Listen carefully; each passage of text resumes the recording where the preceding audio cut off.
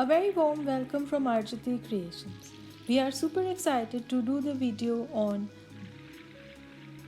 Burley on tote bag, that is on a fabric bag. It was indeed a pleasure to do the live session of Whirly on a pouch this week, where we learned how to paint on fabric using both a brush and a pen. In case you have missed the live session, you can see the video. I am sharing the link right now on the top of the screen. Now today we are going to learn how to do whirly on this tote bag, which is a bigger fabric piece. So let us start with this beautiful tote bag. So in today's video we are going to do this special project. I have taken this tote bag. This is a normal cotton tote bag and I have picked this up from Amazon. So approximately it is 15 by 16 inches and I'm planning to do a tarpa down scene of the whirly with a small border. So what you'll have to do is you can draw it on a piece of paper like this and then we will have to trace it, because if we draw it directly then the marks may not be able to rub. We may not be able to rub the marks. So I have drawn this, I have taken this. I will now fix it on this paper with a tape and then I will just trace it using a normal canvas, normal tracing paper. I am using a red color tracing paper here. If you can get hold of yellow color tracing paper, even that will be good. So let me trace it out and show. So just mark the center, put your border.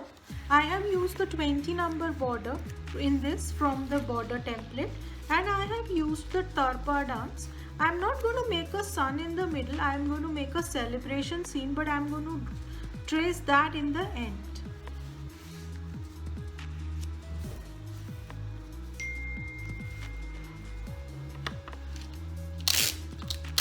So I'm using a normal cello tape.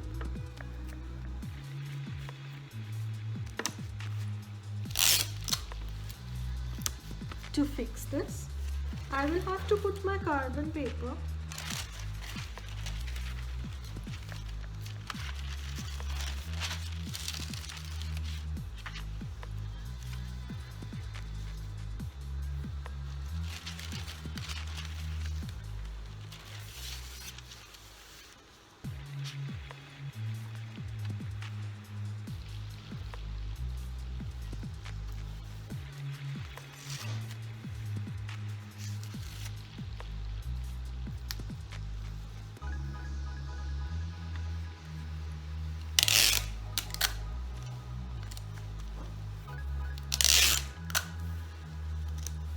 and now I'm going to trace it and then show.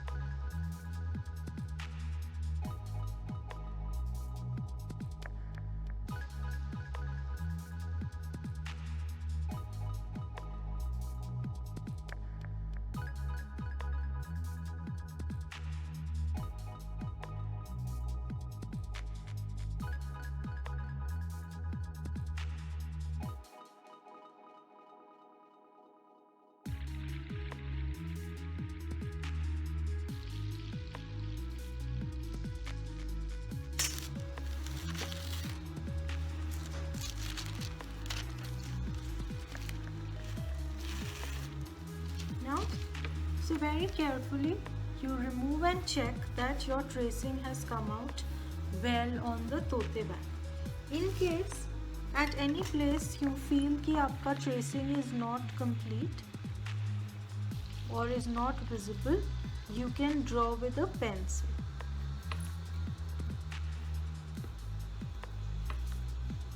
Now I'm going to trace the figure in the center also, and then we will start painting this particular tote.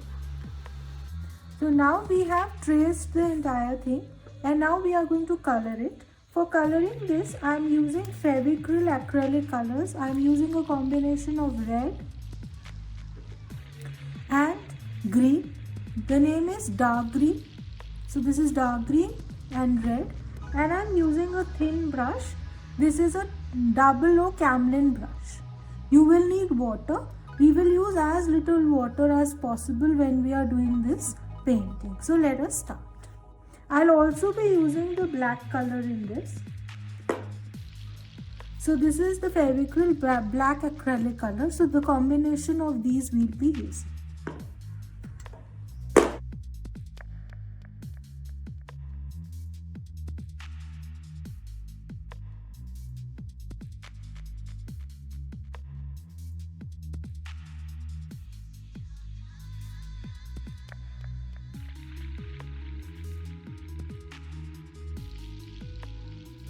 Now when we are doing the painting, it is very important that you first draw the line, outside line. First draw the line and then fill in the color inside. Now here when you are doing fabric, it is very different from when you are doing it on paper. It is important not to use water. You can see that I am directly putting the color onto the fabric. I am not adding water here. Now if you add more water, this color will start bleeding and it will not give a very definite outline to the structure that you are trying to color. Always keep a napkin or some dirty cloth with you so that if there is any excess color in your brush and you need to wipe it out, you can do that immediately. And also, if there is not much water in your brush, it will not drip, it will not even blur the outline. It is going to come out perfectly. So your shapes will come perfect. The same rule applies as we had done on paper, that first outline the structure and then fill in the colors. Again, as we were careful when we are doing on a paper, you always start from one and keep moving and then move to the other end. Never try to cross, because otherwise if by chance your hand is there on the wet color, it is going to spoil the cloth. Though it is possible to to do a near tidy up when you are doing it on a paper, it is very difficult to do it with a cloth. That is why be extra careful when you are doing it onto a cloth. Now here first what I am doing is I will finish the entire red color, because we will take out less quantity of the color. First finish out wherever you want to put your red color and let it dry completely. Only then switch to another color so that that color is done. Here for the border also you can see that I am first drawing the outline of the triangles. Once I have done the outline of all the triangles, then I am going to fill up color. Now it is important that you use a 00 or a 000 brush to do the thin lining, and you can use a thick brush to fill up the color inside. You can even decide to go for a 0 number brush if your hand is set on it to do the outline. The thinner the brush, the better it is going to be. A lot of brushes tend to get spoiled very easily when we are doing it with acrylic colors, so preferably take a very thin tip brush whenever you are starting a new project.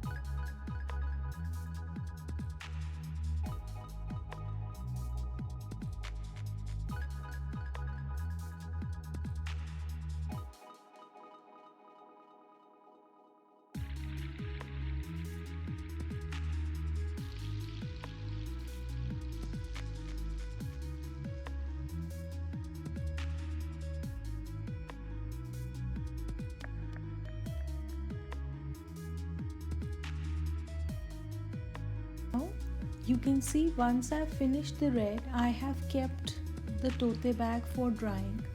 I have let it dry for half an hour to 1 hour, and it is only after that I am now starting to do the green color. Now here also the same rule is applicable. I will first do the outline of the triangle, and only then I will start filling up thick color inside it. Again I will start from one corner and keep finishing it so that the wet color does not get smudged. Now here you can use any kind of multicolored combination, single color, monochromes, that is light green, dark green, or depending upon what kind of a combination you want on your bag, you can do that. I have again used no water. There is hardly any water.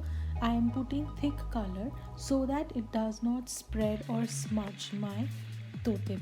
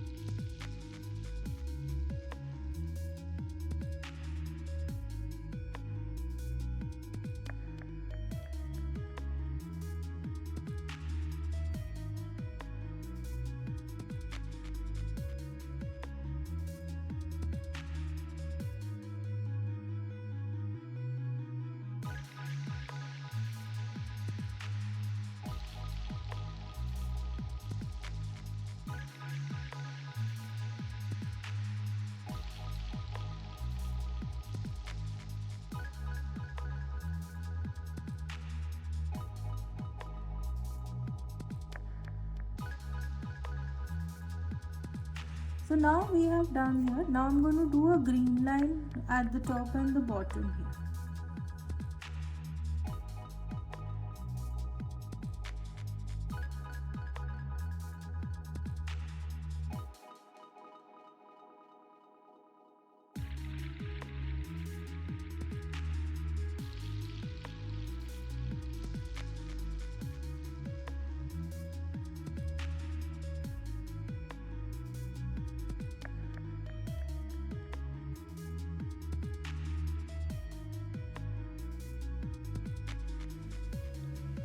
Now when I'm doing the border, the below border that I have made, I have not filled up the alternate triangles in green color. I'm only doing a thick lining on the top and the bottom. You can wish to do the coloring of the triangles as well, but I wanted it to make look more delicate, so I have only done the top and the bottom lining here. Again, once my green color is completely done, I am going to leave the tote bag and let it dry completely for half an hour. Once it is dried completely, I will start doing my black color.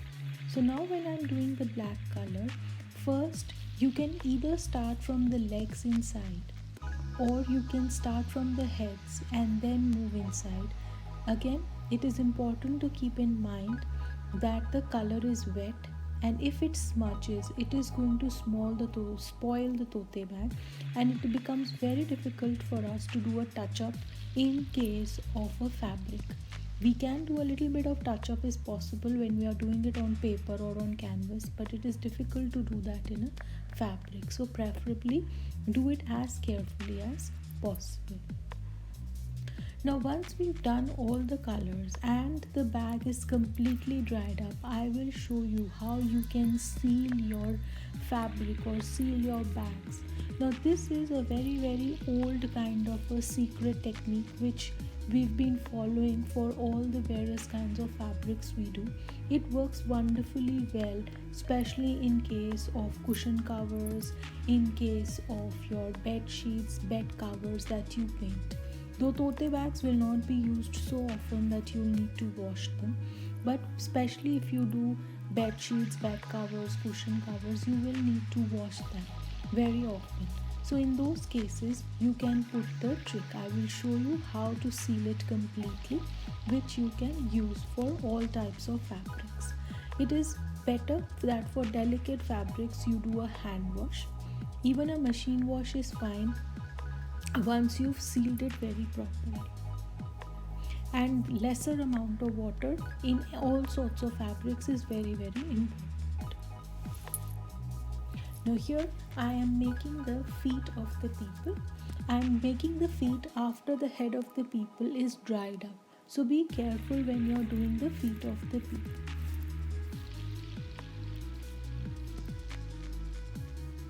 Now for this particular tote bag, I am only going to be using the age-old technique of painting using brush only. I am not using any kinds of pens for doing this.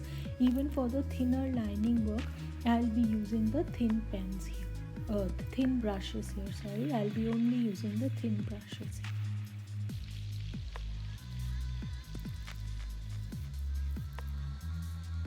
Now, though I have not outlined the black, the red and the green triangles which shape the people, you can decide to give a black outline also to the green triangles and the red triangles if you so desire.